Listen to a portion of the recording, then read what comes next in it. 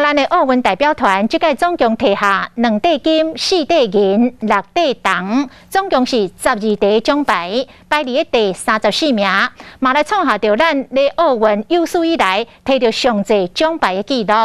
摕下着金牌的亚就咱的女神郭幸纯，伫个面册来发文章，除了感谢伊的教练，嘛来宣布讲巴黎奥运伊要继续来拼战，这是互真侪民众拢真兴奋。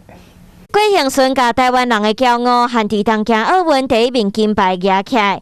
2020年东京奥运，台湾2金4银6铜，总共12面，比前3届拢加起来搁较济。有7项是台湾头一个奖牌：羽球男双林永培、羽球女单戴资颖、柔道杨永伟、体操李智凯、高女舞潘正宗、木姓具王小文、韩康柔道文朱文。也就咱女神郭幸纯父亲节迄天嘛，伫面册放训练的影片来感谢教练。搁超工甲教练开一个展现因的好感情，宣布要搁比巴黎奥运，互大家拢真兴奋。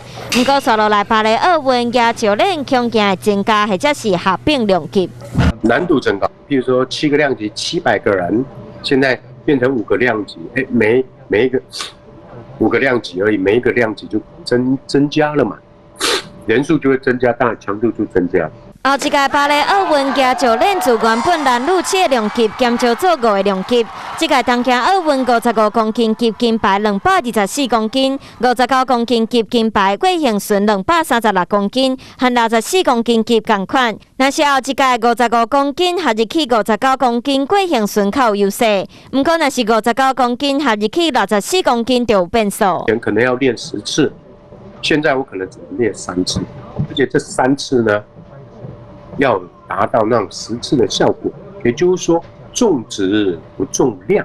另外，这摆摕到铜牌文朱文，因为后一届奥运会甲空手道汰掉，所以可能无机会搁比赛。无姓具的量级嘛，自查甫8个、查某5个，改做查甫7个、查某6个量级。